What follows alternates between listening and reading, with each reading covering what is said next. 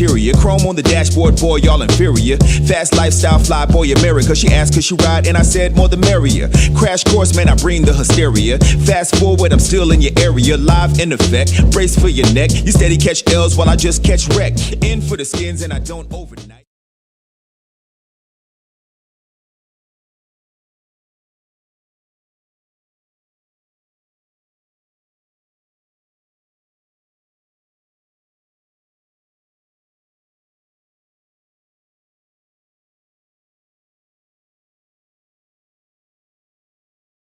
Hello there, and welcome again to Mission Unstoppable. How are you guys? It's been a while since I've seen you, at least a week, I think.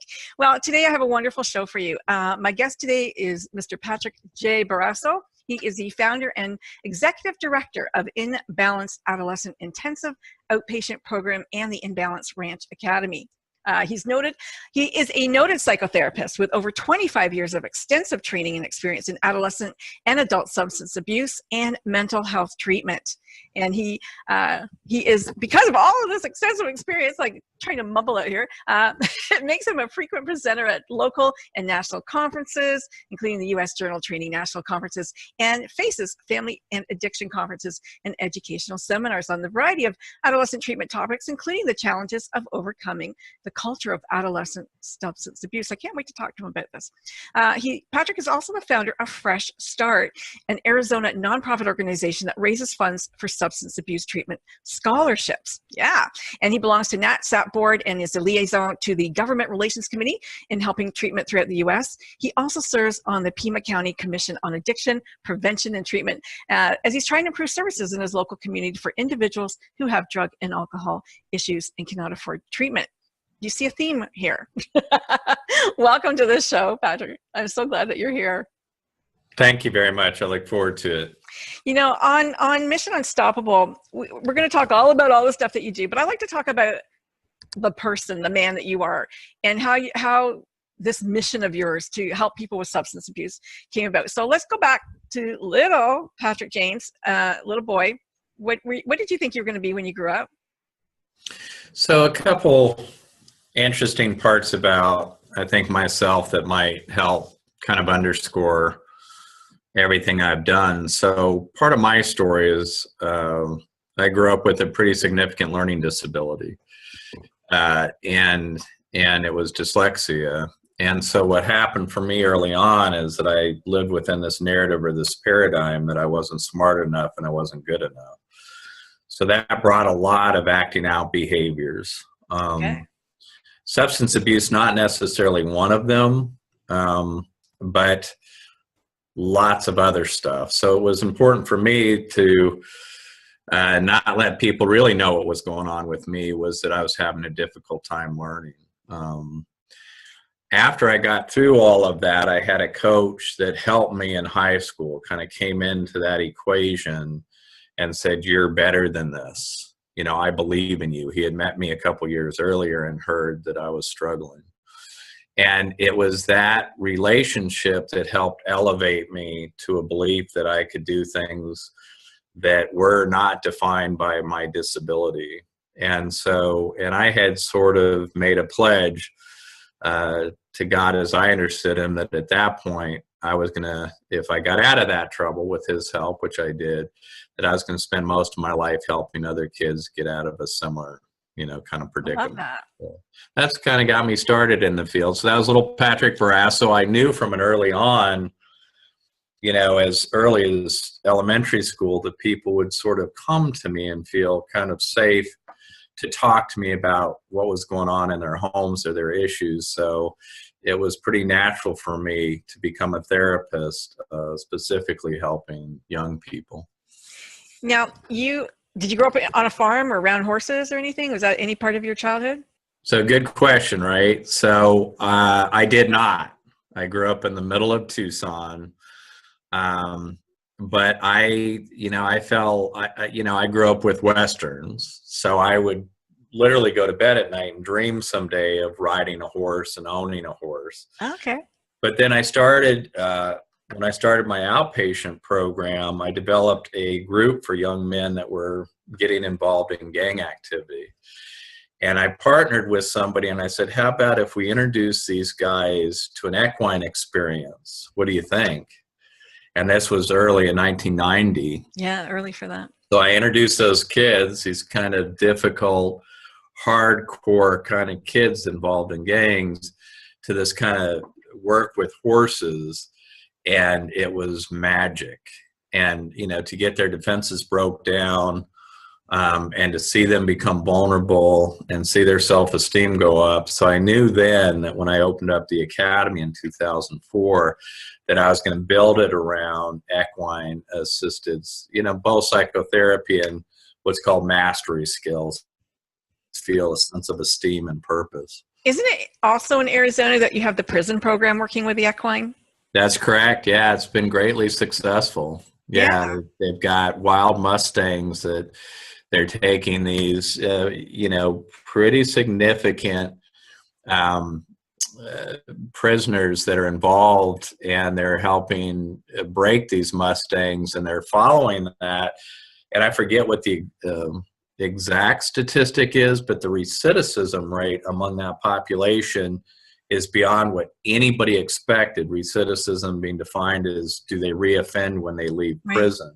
Yeah. So it's really cool. I heard it was really tremendous. So what is it about, you know, the horse, this prey animal? It understands what it feels like to be, you know, challenged and to be fearful, and is that part of it?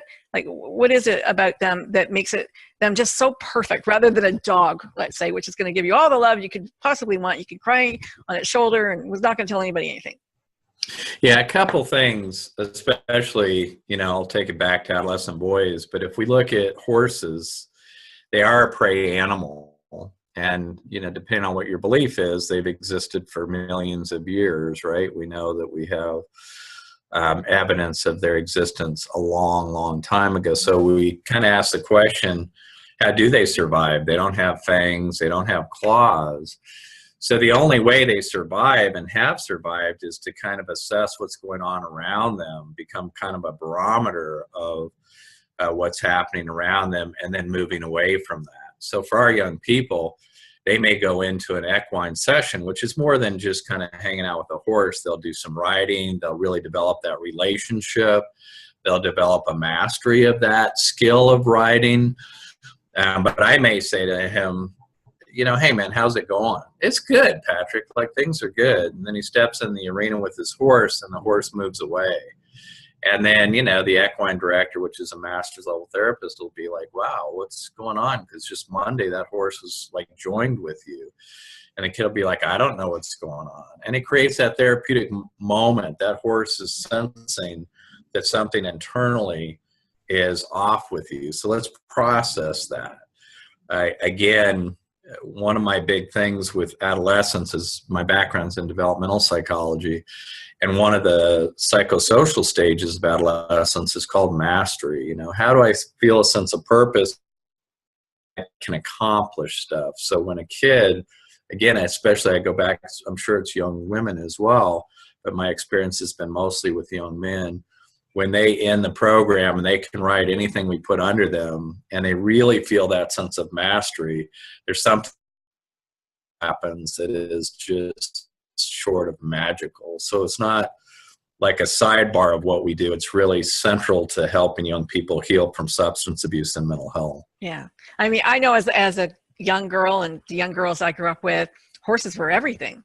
I mean, I had to have a horse, and I did have a horse. I had many horses, but it was, you know, the young girls dream about horses.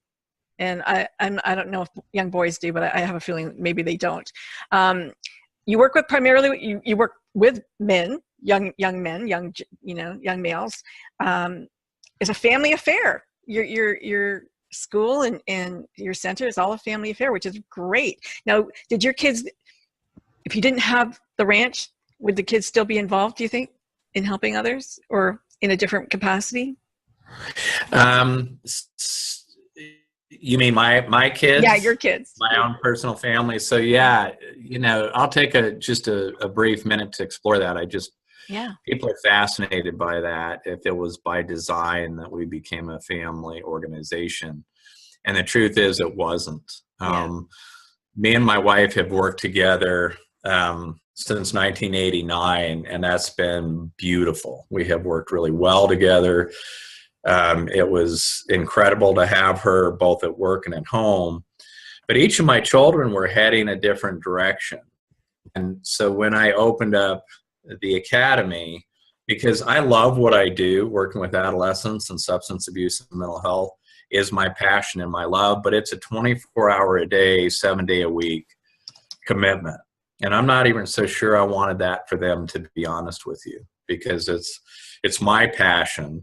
But as they saw kids, and hear my stories of kids getting to the other side of this and families healing, they're like, Dad, hey, what I'm doing over here doesn't have nearly the sort of payoff in terms of the human service component that I hear you talk about. Can I come and do some work with you? My son was headed to the FBI. My daughter was headed to special education. My other son was headed to admissions in a big corporate entity. They all have master's degrees. But one by one, they just sort of looked in the door of what we created and said, can I be part of this? And of course, blessed beyond measure to have my entire family part of this organization. But it really wasn't by design. It was just them seeing the work, falling in love with it through hearing my stories of change and transformation, and then just saying, hey, let me come in and be part of this. So it says a lot for you and your wife. I mean, it says a lot about how they were raised. It says a lot about who they are and your family structure, that they want to be, they still want to be around mom and dad. Yeah, it's pretty special. Yeah, it is. Well, thank you. Yeah, I feel very fortunate. We are very close. We all live within about 5 miles of each other. I love it. Yeah, that's fantastic. So you've got this amazing school. And I have to say, as I read through the program and everything that you offer, even though it's for primarily substance abuse, and the ages, the youngest would be what coming in? Usually about 13. They have to be in high school. Okay. Yeah. And I looked at that and I was thinking about my boys that I raised. God, they would have loved to have been there, even though they didn't have a problem. One went to hockey school. It was like a military hockey school, and he thrived in that because he liked that structure. He liked, knowing how to work his way up a rank and doing things like that. The other he probably would have just nosedived in it because he didn't want people yelling at him or doing things, differently. But the things that you offer, in addition to all of the therapy, you're going to go snowboarding, you're going to go out, and do some spiritual things out in nature. You're going to ride your horses. You're going to go into town. You're going to date. You're going to do things that are really kind of cool that boys want to do, even though it's all boys, throughout the school year. That's pretty cool. Well, thank you. Yeah.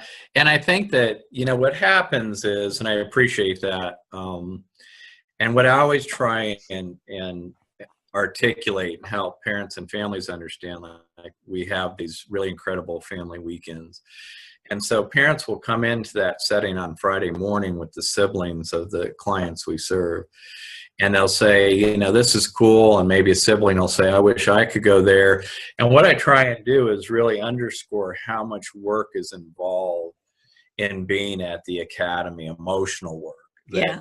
I want them not to dismiss that, yes, we try and make recovery and healing from mental health, but it's really hard work. And the reason that I say that is just to really give credit to the boys that we serve, so that people don't sort of miss the fact that these guys are challenged every day to go inside and look at, kind of what's happened in their life that have led to these choices and how they can start to choose differently. So they work really hard emotionally.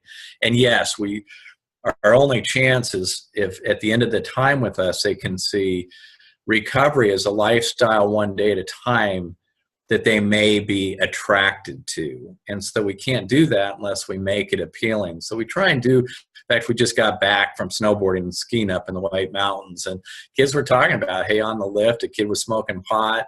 And I wasn't even tempted at that moment, because I was having so much fun with my peers from the academy, that for that moment, and I was really happy that I didn't have to get high to enjoy that moment. Yeah. And so that's the sort of kind of.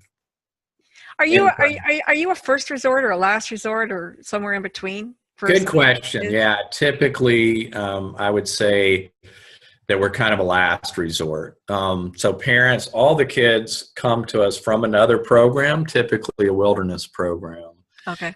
And but their parents have probably for the last 3 years tried everything under the sun: outpatient, individual therapy, psychiatric, short term, and the kids keep kind of coming back and just can't break this sort of hold that their peers and drugs and alcohol and the malady of their mental health kind of have on them. So we've got to sort of do a clean break and give them a chance to really be removed from it, so that they don't have to choose day in and day out whether they use and their peer group.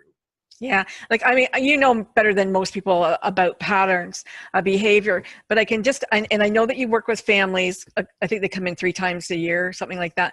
But, Yeah. you know, they get in a pattern of behavior of, you know, you start yelling at your kid, or you start, you know, they've disrupted the family. They're disruptors. And, you know, part of the family maybe doesn't want them back.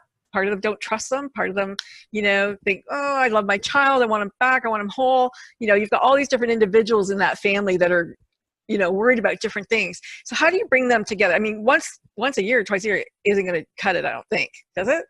Yeah, so great question. So it's interesting because I stepped out of, we're having a panel that I'm part of that's educating 12 therapists on family engagement, and that we are a family recovery model. So I've literally spent the last 3 hours kind of, you know, in that education, along with about 2 other therapists at 20, 30 years in the field. And so you're exactly right that the family engagement is really the most critical part of what we do at the Academy and at our young adult program. So they come in 3 times a year for sure, and that's an intensive Friday through Sunday program that I'm really proud of.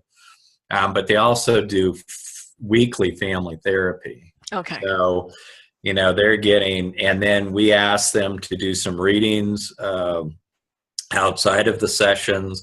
We ask them to employ oftentimes their own family therapist at home. We also ask them to go to Al-Anon or any other sort of 12-step kind of Families Anonymous or Narcotics Nar-Anon to kind of help them understand this process of transformation. So our family engagement, we do a parent support group online. So we're constantly kind of, they have parent mentors, so we're constantly sort of reaching out and saying, come with us, because this is the key to our success, is how you support your son's process long after we're gone. You're right. Yeah. And I know that you work with boys, but it just brought up the question for me, you know, do you know the numbers of, is it boys versus girls in substance abuse? Are boys more likely? Do they act out more? Like, I know teenage girls can be a real problem. Yeah, both of those. So more likely it's that boys get noticed more. I think today the demographic is changing. There's equality everywhere we look, right? Yeah. So there's the downside of that equality. And so, you know, girls are almost just as likely to commit suicide, almost just as likely to engage in some of the aggressive behaviors as boys. So we're not seeing that sort of shift or we're seeing kind of a shift in how that shows up. Now, boys are about 7 times more likely than girls to go into treatment because they're acting out as more overt. You know, they're breaking often the law, they're getting arrested, they're getting in fights, but I think it's an equal opportunity malady, substance abuse and mental health, if that makes sense. Yeah. And in addition to this, you know, equality that's happening, do you find that there was a shift from, you know, when you started 25 years ago to today? Are video games and those kinds of babysitters, let's call them, changing? They say that it's changing the brain of these children. Have you noticed that? Well, you know, we have noticed that, and I mean, I could speak for a long time on this, but I'm going to make it brief. You don't have to. So video games and social media are changing the face of how we're developing young people. We believe, and by we, I mean every major psychologist and sociologist and all the different disciplines, that what's happening is young people are not developing emotional intelligence, right? How are we developing that part of ourself, which happens mainly in adolescence, that starts to understand the human dynamic? We read, 70% of communication is nonverbal. Right. How are we doing all that, right? How are we picking up the nuances of this relationship between another human being? So if most of that is over text and social media, and large parts of that is gaming, we're seeing higher rates of suicide in college, higher rates of eating disorders, higher rates of substance abuse, which is sort of is contraindicated because we have more delivery services on college campuses than we've ever had. So we should see a reduction in those things when we're seeing an increase. So I think the whole idea of gaming and social media and cell phones and Instagram and drugs and alcohol are leaving young people largely unprepared for the human dynamic in college and after high school. The other day, I was at my son's house, and there was a mason that's putting up a wall, and he's got to be like 68 years old. And he said, noticed in putting up your wall that your children are constantly playing outside. It's so unusual that I see that in the homes that I work with. Mm-hmm. And it just sort of hit me, how when we were, now I sound like an old guy, which I am, but when we were kids, we were constantly outside. Yeah. I mean, we didn't have a choice. Our parents would shoo us out. Here's a stick in a box, go have fun. Right. So we know even the geography of the ranch in the desert and having a lot of our activity outside, we now know a lot about sunshine and nature that helps with depressive disorders, anxiety disorders, and substance abuse. Yeah, yeah. I mean, there's that part of, even barefoot, feeling the earth beneath, right, you, feeling that, the energy, let's say, right? But the other part is today people are afraid to let their kids outside, and so they keep them in. They keep them, close, and there's no way for them just to express what it is. And oh, you're crying here, take this iPad, go sit over there, or get this, TV and leave me alone. And it's so unfortunate because I see in my own grandchildren, let's play make-believe. Let's, make-believe was so much fun. I mean, we could spend hours just creating tea parties and whatever, pirates and all kinds of fun things, but they don't have that expression, I don't find today as much as they did. Yeah, although they love books. Yeah, they don't have the ability as much to use their imagination and run. And self-soothe, right? So if I'm bored, when we were kids, would have to invent games, and now I can just pick up my phone and go to a video or a game. Yeah. Or text messaging. I don't have the ability to just really be in a space and be okay with non-activity. Right. Yeah. It's like when the streetlights come in, come home. That was the rule, right? Yeah. Yeah. The other, to just sort of kind of veer off a little bit on the social media aspect of it, the other thing that we know neurologically is that for kids especially, and a lot of our boys have had histories of trauma, is that because of social media, and definitely there's some benefits to it. Obviously, we're on social media right now, but in terms of education, but for kids, that that bullying has a chronic effect, right? Like would have issues at school, it sort of get resolved, and then we may move on to the next issue. But these attacks on social media, every time, for those young people that have suffered from that, every time their phone pings, they're re-traumatized, if that makes sense, because I don't know what the next text message is going to be. Is somebody going to attack me? So this kind of hyper sense of arousal neurologically that keeps them sort of triggered in this state of fight or flight, if that makes sense. So that totally makes sense. And the idea of bullying, but I always think of, and I don't know if there's a difference, I'm going to ask you, between boys and girls.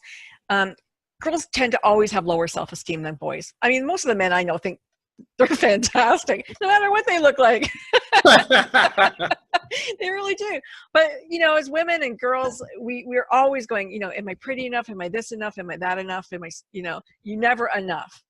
And so do the boys suffer from that as much, or is there other things that they suffer from?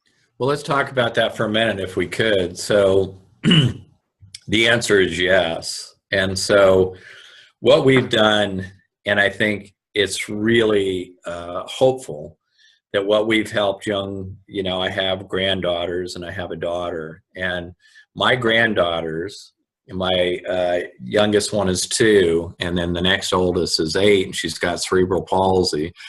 But she can sit today and talk to me, and we're very close, and talk about someday maybe being president of the United States. That's real for her. Yeah. So we have really empowered young women, rightfully so, to demand that they be in equal relationships and that they have intimacy in their relationships. And we've done, I think, a good job. We've got a lot more work to do to empower young ladies. For young men, we have lost their sense of purpose. What is a young man's purpose?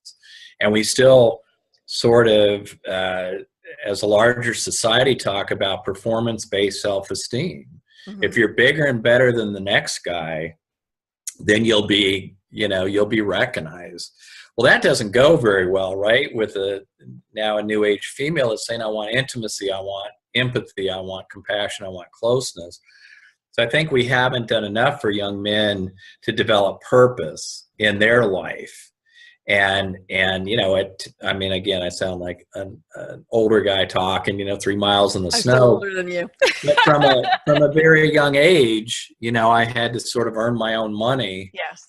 To buy my clothes and stuff. Well, that gave me a sense of like, I'm capable and I can have purpose. Now, there's a lot of things that were, again, that were broken in my household that contributed to my acting out as an adolescent. But there was this idea that I meant something, that I had a purpose. And so we've lost touch with that, especially in the United States with young men. What is their purpose? They're mainly thought of as a liability, right? Like used to be where we had 5 sons, we were considered rich in an agrarian society. But now it's like, man, you got 5 kids. Man, that's horrible. Well, yeah. Now it's wonderful, right? Yeah. So, yeah. So I do think that boys do suffer. Most of the kids, people think that our kids are the cool guys. They're the kids on high school that are using drugs, and they're like cool, and they got all the girls. We got 50 students, and that doesn't describe most of them. Yeah. Most of them feel socially awkward, socially anxious, really suffer from body image, really suffer from what they see in the mirror. Mm-hmm.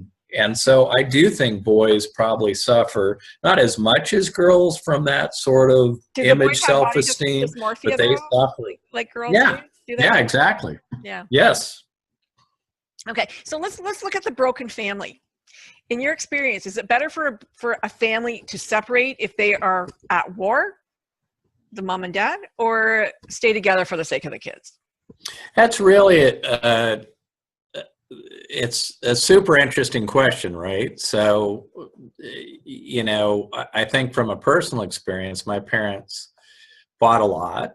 There was times where I wish that they weren't together, honestly, most of my childhood. Mm-hmm. Me too. And my wife's parents divorced. And so that kind of set in motion a whole different set of things. For me, it was I needed to get out of the house. For her, it was sort of longing for her father. So I don't think the science is in on that. Okay. I would never, I've been asked to testify in court and kind of talk about sort of parental dynamics, but I know as a therapist, I could never really weigh in as to what would be better for your family system to divorce or stay the same. I think if there's an unsafe environment created in that house, I would say that a lot of kids that we work with do come from households where there was some drug or alcohol dependence, mm-hmm. there was some domestic violence, and there was some there was some degree of conflict in that household. But a lot of times we're successful in bringing all that back together. Yeah. So my sense is that if we can help reclaim a family, and we can help heal what's going on in a family, that divorce takes a toll on kids. Even though it's a normal part of the fabric of our society, so is death in war zones, but it doesn't ever mean that it's okay or that it's easy to deal with. Yeah. It's interesting. I mean, I was talking about it last night with my husband. He's not my first husband. He's not the father of my children, but my younger son used to always berate me for leaving his dad. And then as an adult now in his 30s, he said, "Oh my God, how did you ever live with him?" It's like he doesn't even want to talk to him today. And so it's like, okay, we look at our relationships, and we oftentimes, because I know as a coach with women, we look at and we choose these patterns of behavior because they feel like home. So we choose abusive men because they feel like our dad. It feels familiar. This is feels right, even though it's not right, obviously. So to keep your children, sometimes I think in an environment, you're setting them up for a future relationship that maybe not be good for them. Just by virtue of how the household runs. Yeah, and what I would say is that for sure I can share this with you, and the data is pretty clear on this. I forget the author. It's like 25 years ago. I think it was Aaron Fontaine that wrote the book, The Good Divorce. And so people thought that was an oxymoron, right? Yeah. Like the good divorce. And really what she was advocating was that, once that divorce takes place, that kind of post-divorce relationship does dictate a lot of pathology in young people. If there's a hugely adversarial relationship, it can really be detrimental to the young people. So I beg, my brother's a family law attorney, and I beg the parents that we work with. I know that this was a difficult time in your life, and there's some things that you really disagree with. But if we can please work together for the benefit of your children. Stephen Covey said the best thing you can do for your child is to love their parent. And what he was talking about really was divorced families. Because that child is always going to hold in some esteem their father and their mother, regardless of their shortcomings, right? Absolutely. So I think the bigger question is, what is the toll on a child of a really ugly divorce? And I think that the toll is unparalleled. Yeah. Well, I definitely believe in keeping relationships. I don't have a problem. I mean, I invite my ex to Thanksgiving. I don't care. He can come. And with my husband's ex, she's fine. She didn't do anything to me. Why would I not want to be in a room with her? Like, those are the things that really, I don't understand, where people get all upset or jealous or whatever. Who cares, right? They're just human beings, and you can certainly get along with them. And I think that you're right. For the sake of your children, it's important to you maybe can't live with them, but it doesn't mean you don't like them, or they're not a good person, or they don't have, something redeemable. You found something to love at one time. So there's something there. Yeah, and what I say, and for the parents that we work with at the Academy, they know I say this because I say it as often as I can. We work with some of the greatest parents in the world. We really do. I mean, we really get the opportunity to work with folks that, have worked hard and become successful. They really care about their kids. And so what happens is, if we can kind of help them be better equipped to kind of work as a family system in the solution for their child, and often we're really successful. But I'd say, truthfully, most of the parents in our society today are well-intended. I mean, we've enabled children, and we've done some things maybe that have hurt children, but they weren't by design. They were because maybe we didn't have things, and we wanted them to have things. And in that process, we limited them from experiencing struggles and hardships. And it's those struggles and hardships that build the resiliency that leaves us capable to go through life and kind of adjust. So I am grateful for the work that we get to do with families. I am grateful for the parents that we get to work with. Yeah, I think it's really important. And I'm glad that you do get to work with those parents. Now, how many of your kids stay in touch after they leave the Academy? So it's a good question, right? And so I'm going to answer it again. We're in this really great study. It's called the Youth Outcome Study, and what it is it's following kids. They come into the program midway through the program, and it's a national study. And there's some programs in Canada that are also part of it. So it's anonymously collecting data, and then we're collecting our own data. So it's at 6 months, it's at 12 months, and 18 months. We've been participating in it for about 3 years. Well, actually, we're going into our 4th year. So we have all the data, and just real quickly, what it does is it looks at, what we would consider a normative adolescent, if there's such a thing, right? Yeah. So kind of coping skills and different criteria that would establish a baseline for healthy mental health and at-risk behaviors, if you will, or at-risk characteristics. And what we're finding when our kids leave the program, they're looking like the norm, right? So we're really happy about that. Then we're following them, and our outcomes are running at about 18%, which is kind of unacceptable. And that's sort of, kids drop off, they go on with their lives, and I understand that completely. And they're kind of like, I'm better, I'm feeling better, I want to kind of go on with my life. And so we're doing a lot as sort of an entire organization of programs to help get that to about a 30%, which is kind of some other data collection metrics that other people use to study outcomes. I would say for us, we're in touch with about 60 to 70% of our graduates after they leave. We've probably got 100 alumni that work for us. We probably got another 250 that live in the Tucson area. And so, we do really formally and informally stay connected. Yeah. Because one of the metrics of success for people with substance abuse and mental health is how did they stay connected with their treatment experience. Those that had a connection, even if they relapsed, were more likely to be successful 5 years post-discharge. So I recognize that in '96, when I first opened my first intensive outpatient, that staying connected with those kids is really important. So we've got an alumni coordinator, we have parent mentors, we have a parent alumni coordinator. So we're really reaching out in every way we can.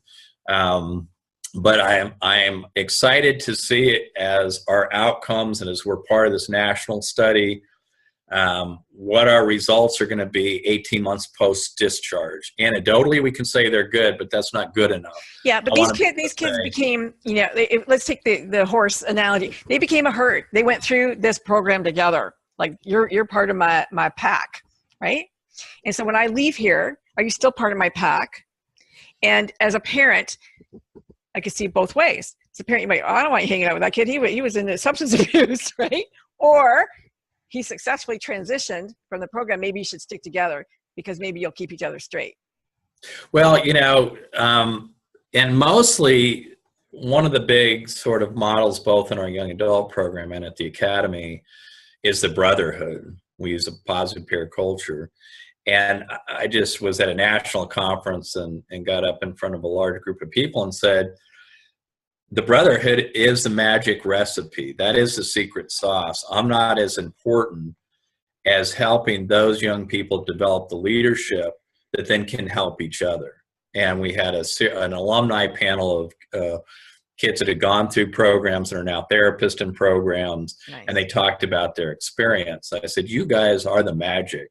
You guys are the answer. And that's been true and informed my work since the very beginning. Mm-hmm.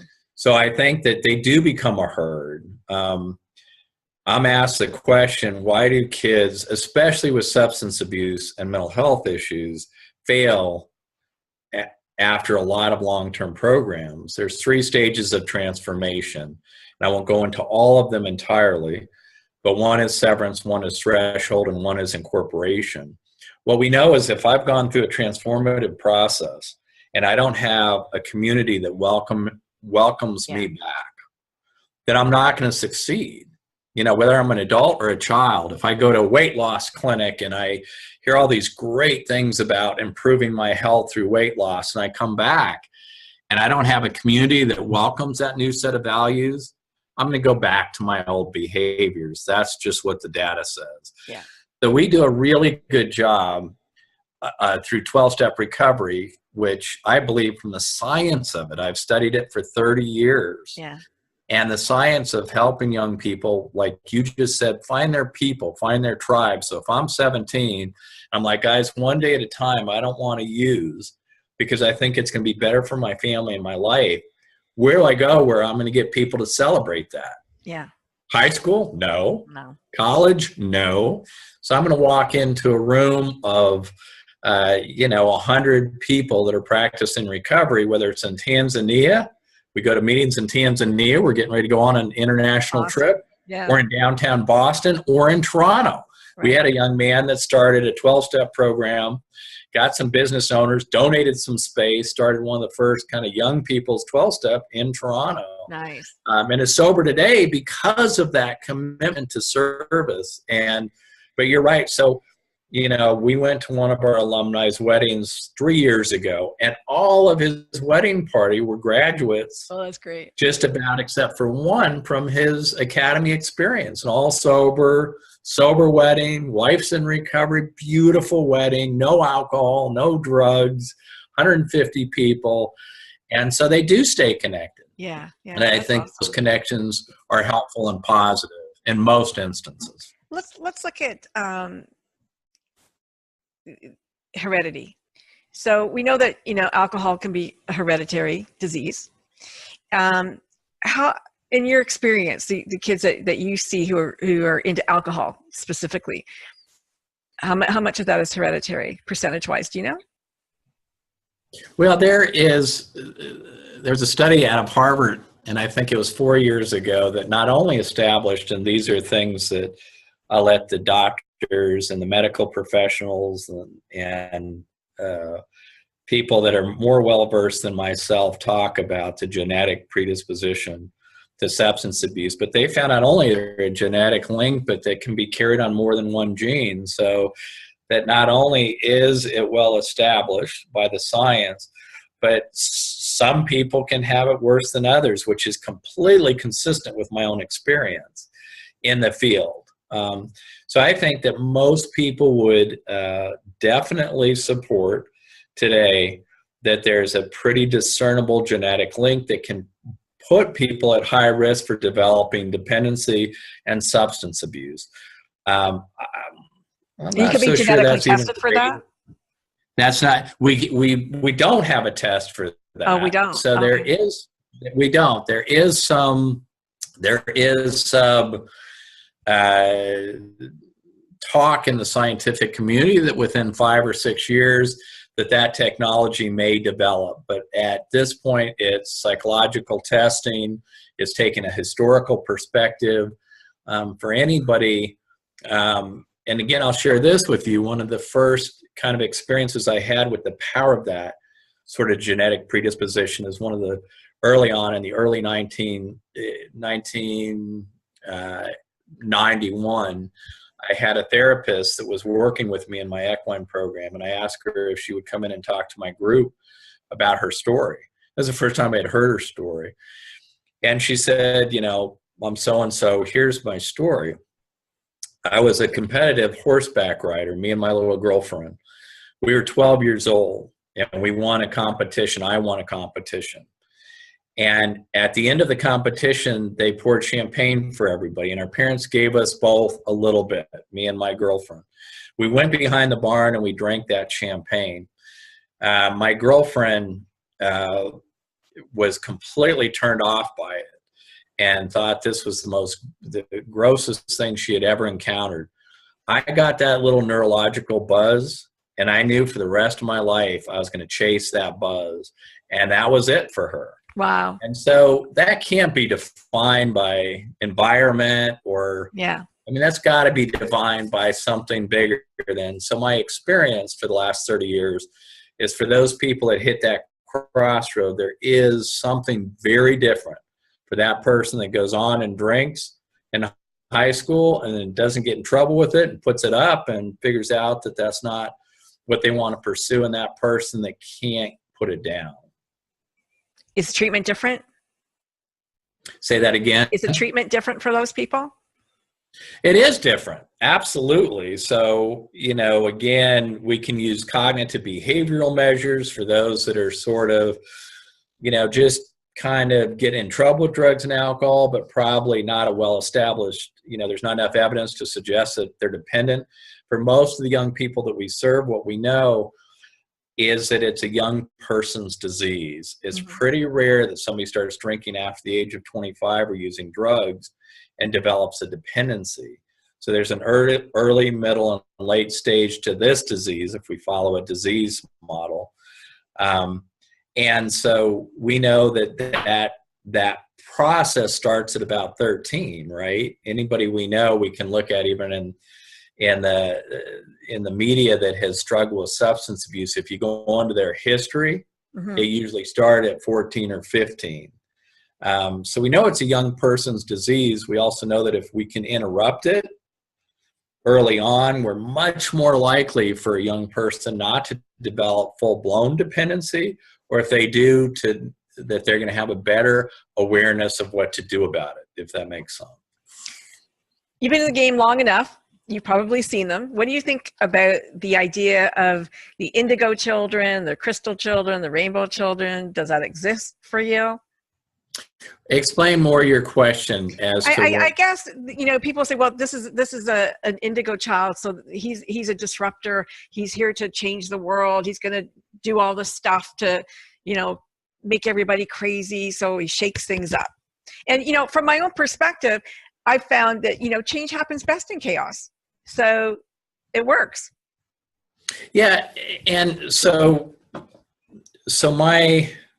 are they real? I guess my question to you, are they real? Well, I think that those categories help us inform how to work with young people, right? And they give us kind of their characteristics or their personality traits. And within that, then we can sort of understand the challenges that we're going to have. But my background is actually, kind of a behaviorist, right? So what I believe is that everything we do is reinforced.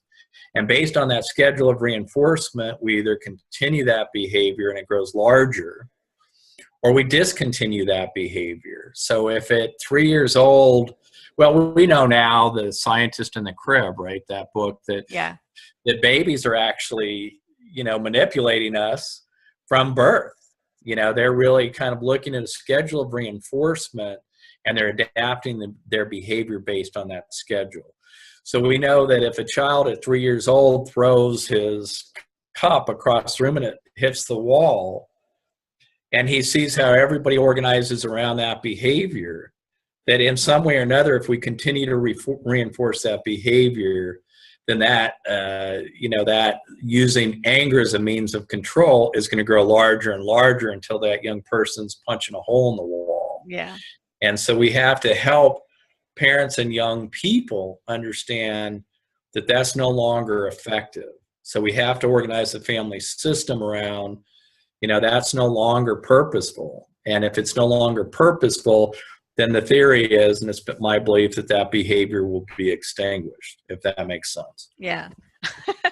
I'm reminded of this. I saw a young kid at the grocery store, and he wanted some candy, and his grandmother was with him, and he goes, "Grandma," he goes, I want this sucker, buy me this sucker." He was like 2 or 3, and she goes, no, we're not buying that. He goes, "I'm not going to give you one of my kisses." Like, that's the commodity, you want a kiss? I want a sucker. They learn real quick. Well, and what's interesting is they also learn that even if the schedule of reinforcement, if you will, isn't delivered at that time, it's more likely to be delivered the next time. So using that kind of idea of in the grocery lines where they put all the candy on purpose, sure, that kid throws a tantrum. And we actually have, studies in my early work where they would show parents go back in, and before a child even requested it, that they may give them candy off of that candy aisle so that they don't sort of have this big scene. So we're not only sort of sculpting that behavior in the here and now, but we're actually sculpting our parents' future behavior. Yeah. Wow. Crazy. And our own commitment to, you know, if something happens, I get candy. I need candy. Mm-hmm. You know? Yeah. Yeah, that's interesting. So we're almost out of time, but tell me about your wait list. What kind of a wait list does Imbalance have? So typically we run anywhere from 8 weeks to 3 months. And before we go, if we have time, I'd like to talk about Fresh Start. Yeah, let's talk about Fresh Start. But so let me just talk about our wait list. A wait list is uncomfortable, and I'm never really grateful for it, to be honest with you. Yeah, because I hear what you're saying. Each family is deserving, and it's hard when a family needs, I think, especially what we have to offer, and we don't have room for that family.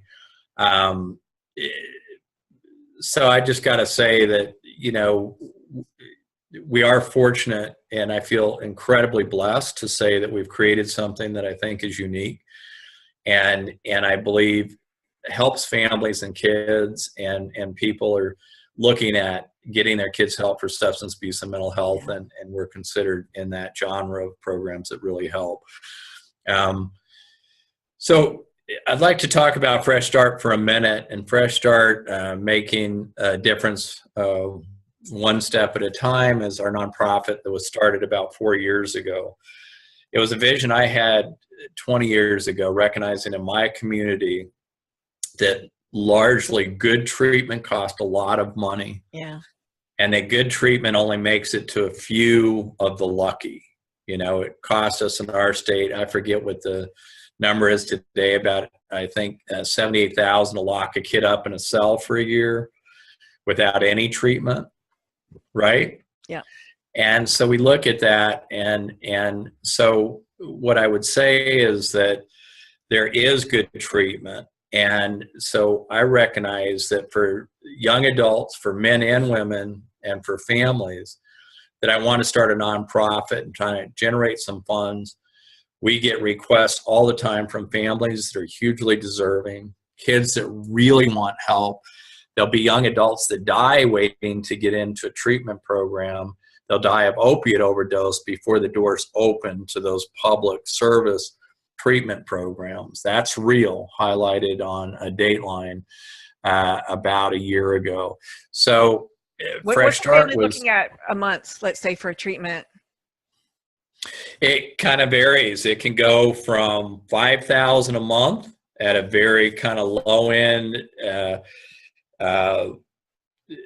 treatment experience. It can go up in Tucson to $58,000 a month. It can go up at Imbalance. It's about $8,500 a month. So it's, you know, but it's a longer term program. Yeah. For the therapeutic boarding schools, it can vary to $5,000 a month up to $12,000, $13,000 a month. So it's an expensive endeavor for a family. Yep. And so Fresh Start was again kind of put together to raise awareness and to raise funds.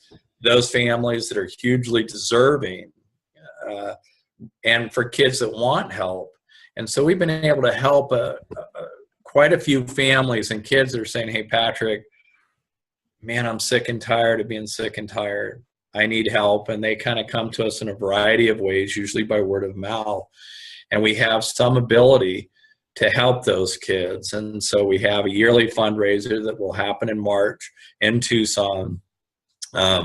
You can put my contact information or my email address if anybody's interested in helping out with Fresh Start or coming to the fundraiser. Would love to have you.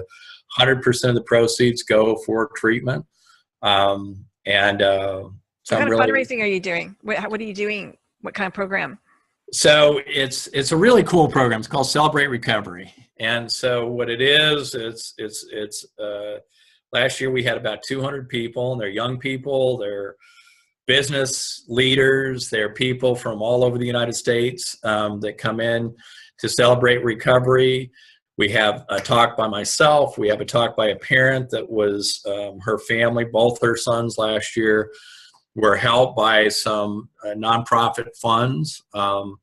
And she talked about how that showed up in their lives and their ongoing recovery and sobriety. And then we have a musical a kid by the name of Sam DuPont. He allows me to say his name because he's wanted to be famous, and I think he will someday. Him and his brother, the DuPont brothers, amazing musicians. So he's going to do a set for about an hour and interweave his story of recovery. He's an alumni of the Academy, an alumni of our Transitional Living program, and is now touring across the United States trying to, get into the music industry and break through. So he's going to do about an hour.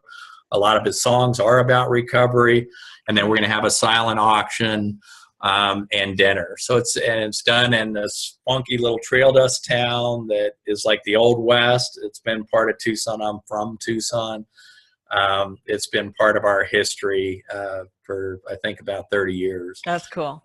So it's a pretty cool event. And then ongoing, we have fundraisers that kind of go throughout the year. They're more kind of informal online stuff. And we haven't, we don't have a ton of money, but we have money enough often to help families join with families to help support ongoing treatment. And it's not just for imbalanced services, it's for any services. We place kids in Prescott, we place kids in California. So I'll call those programs and say, hey, we have a family that has some financial hardship that seems really motivated to help get their child some treatment. Can you help us? Can you discount your services? We'll pay some through the Fresh Start Initiative. Right. And then you can help discount, and then the family participates. So I'm pretty proud of what we're trying to create, Now, I'm going to be honest with you. I looked up Fresh Start, Patrick. I couldn't find it. Is there a website for it? There is a website for it, and I'm not sure why that's true. So make sure I get the website. I'll make sure I put it out there. Can you get that out to your viewers? Absolutely. Yeah, I don't. I could grab somebody from my office that's more technically sophisticated, but well, there's a lot of Fresh Starts, and they're all over North America. But I put Fresh Start with your name, and I couldn't get anything. I couldn't find it. I'm pretty good at researching, so let's get that out there. Let people know about it so they can help donate or go to it or whatever they want to do. You bet. So I'll get that to you, and then you can put it wherever you put that stuff. Would that be helpful, or you want me to grab somebody right now? No, unless you want to say it right now, we're live. But no, that's fine. We will put it out there later, because I think that's really important. Yeah. It can't just be for rich people, right? No, and the cost of good treatment. I mean, I think, like I said, I go to just sort of putting a kid in a box and not helping him with school, with his mental health, and the cost of that. Yeah. So the cost of good treatment, it's, just like any treatment for something that could be life-threatening, it's expensive. Yeah. And do it right is expensive. Yeah. So sometimes, for people to access that good treatment is harder and harder today, I think. And you do it right. Do you want to give them your web address? Do you know your web address? I do. So we're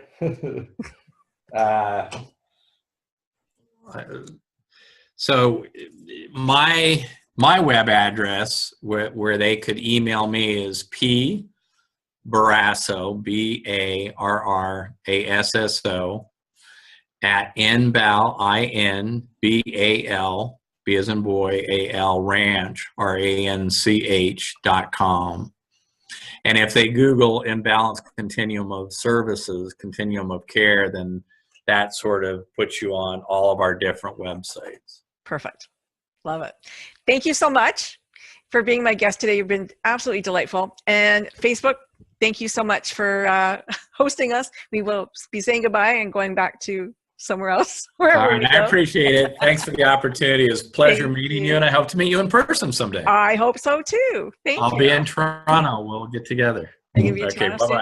Bye. Thanks. Take care. You're bye-bye. welcome.